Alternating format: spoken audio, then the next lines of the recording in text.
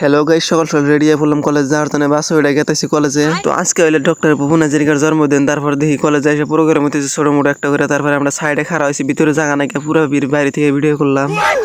Guys মানে তো dance করে কলেজে ফার্স্ট হয়ে তার জন্য গান শিখতে যে একটা ভিডিও রয়েছে।